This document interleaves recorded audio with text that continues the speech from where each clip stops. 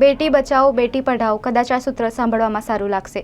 સરકાર આ સૂત્ર સાર્થક કરવાના પણ પ્રયાસો કરી રહી છે, પરંતુ જમીની હકીકત તો કંઈક અલગ જ છે. સરકારના નુમાઇંદાઓ સરકારની એસી કી તેસી કરતા હોય તેવી ઘટના સામે આવી છે. સરકારી સ્કૂલમાં ભણતી દીકરીને જીવન મરણ વચ્ચે ઝોલા ખાવા પડી રહ્યા છે.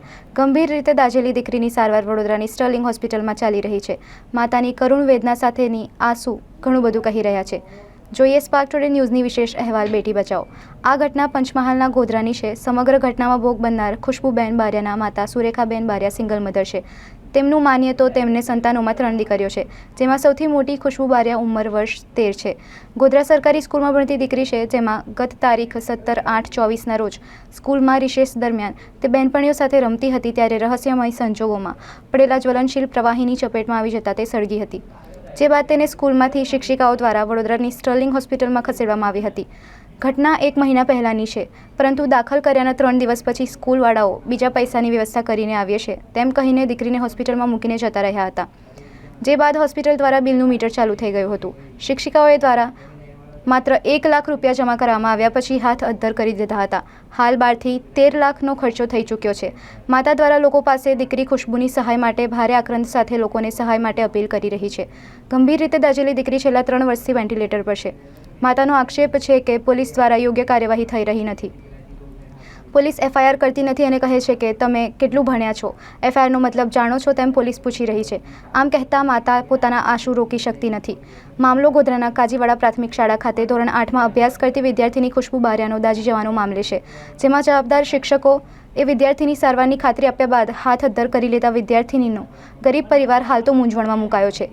ગોધરા કાળજીવાડા ખાતે આવેલ સરકારી પ્રાથમિક શાળામાં ધોરણ 8માં અભ્યાસ કરતી વિદ્યાર્થીની શાળામાં દાઝી જતા ભારે ખળભળાટ મચી જવા પામ્યો હતો. આ સમગ્ર ઘટના શિક્ષકો શાળામાં હાજર હોવા છતાં સામે આવી હતી. વિદ્યાર્થીની ગંભીર રીતે દાઝી જતા શાળાના જ શિક્ષકો દ્વારા જેને સમયે ગોધરાની ખાનગી હોસ્પિટલમાં સારવાર અર્થે લાવવામાં આવ્યા બાદ તેને વધુ સારવાર માટે વડોદરાની ખાનગી હોસ્પિટલમાં ખસેડવામાં આવી હતી. જે સમયે વિદ્યાર્થીની સારવારની જવાબદારી પરિવારના સભ્યોની હાજરીમાં જિલ્લા પ્રાથમિક શિક્ષણાધિકારી દ્વારા શાળાના શિક્ષકોને સોંપવામાં આવી હતી. ત્યારબાદ શિક્ષકો દ્વારા વિદ્યાર્થીનીને વડોદરાના ખાનગી મોંઘીઘાટ હોસ્પિટલમાં સારવાર અર્થે લઈ જવામાં આવ્યા હતા. શિક્ષકોએ હાથ અદ્ધર કરવાની સાથે વિદ્યાર્થીનીના પરિવારજનોના ફોન રિસીવ કરવાના બંધ કર્યો હતો. કરુણ આક્રંદ સાથે માતા સુરેખાબેન પોલીસમાં એફઆઈઆર દાખલ કરાવવા ગયા ત્યારે પોલીસ દ્વારા એફઆઈઆરની મતલબ તમે જાણો છો, કેટલું ભણેલા છો એમ કહી તેને ટાળી રહ્યા હતા. માતા વધુમાં આક્ષેપ કરી રહી છે કે કોઈ પોલીસ દ્વારા જાણતા જોગ લેવામાં આવી નથી. સ્કૂલ FSL પણ આવ્યું હતું, પરંતુ ઘટનાને 1 મહિનો હોવા છતાં પણ કશું જ બહાર આવ્યું નથી ને દીકરીની સાથે ખરેખર શું થયું છે. સુરેખાબેન કહે છે કે શાળાના શિક્ષકો પોલીસમાં આપેલી અરજી પરત ખેંચવા માટે પરિવારજનો પર દબાણ કરી રહ્યા છે. હાલ તો પરિવારજનોની હાલત કફોડી બની ગઈ છે. શાળામાં જવાબદાર શિક્ષકોની બેદરકારી હોવા છતાં શાળાના જ શિક્ષકોએ હાથ અદ્ધર કરી લેતા ગરીબ પરિવારની સ્થિતિ કફોડી બની ગઈ છે. કારણ કે હોસ્પિટલનું મીટર ચાલુ છે, કોઈ સહાય મળતી નથી ને દીકરી જીવન મરણ વચ્ચે ઝોલા ખાઈ રહી છે. દીકરીની સ્થિતિ જોઈને માતા તેના આંસુ રોકી નથી શકતી. તંત્ર સામે પરિવાર લાચાર જેવી હાલતમાં છે.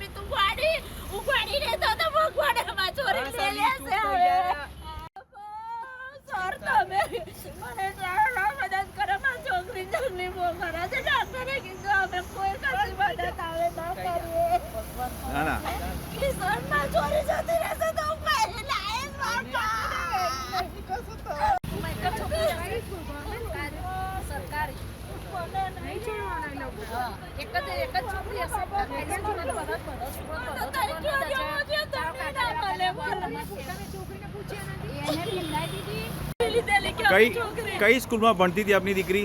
સ્કૂલનું નામ શું? પટેલવાડામાં. પણ સ્કૂલનું નામ? કયા ધોરણમાં ભણતી હતી દીકરી? 8માં. શું નામ છે દીકરીનું? ખુશ્બુબેન બારિયા. અચ્છા, એક તરફ સરકાર એવું કહે છે બેટી બઢાઓ બેટી પઢાઓ, તો આ યોગ્ય આ સૂત્ર અહીં મેચ થાય છે? આ વાત અહીંયા નથી થતી ને. કઈ સરકાર કઈ બાજુ મદદમાં છે, કઈ બાજુ?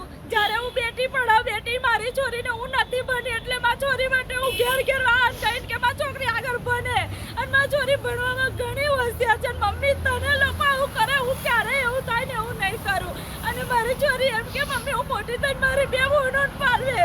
અત્યારે મારી છોરી જ ભગવાનના ઘેર જવાની તૈયારી છે તોય કોઈ મદદ નહીં કરતું કે કોઈ નહીં સરકાર મદદ કરતી. પોલીસ વાળા કહે છે બેન ભણેલા કેટલા છો લોકો આગળ આવો છો તમને સમજ પડે છે એમ કે જાબો સાહેબે મને એવું કીધું. FRI એટલે કેવી તો હું પૂછું એમને કે મને સમજાવો નથી બનેલી.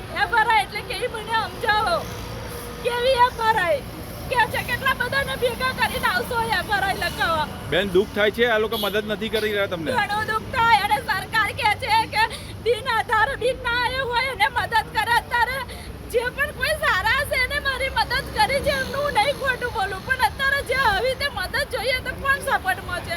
અને હું કહું છું કે જે લોકોનો છોકરો ભણે છે મારી છોકરી દજાએ કાલોડી તમારા છોકરીઓ જો કંઈ ગલત થઈ જશે તો કોણ જવાબદાર રહેશે.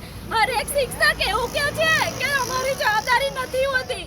પોલીસ વાળા એવું કહે છે શિક્ષકોની આટલી બધી જવાબદારી ના હોય. તમને શું લાગે છે શેનાથી દાજી હોય એવું લાગે છે દીકરી? મને મારી છોકરી સેનેટાઈઝરથી દાજી એવું લાગતું જ નહીં કેમ કે મારી છોરીની જ કન્ડિશન એટલી ખરાબ છે.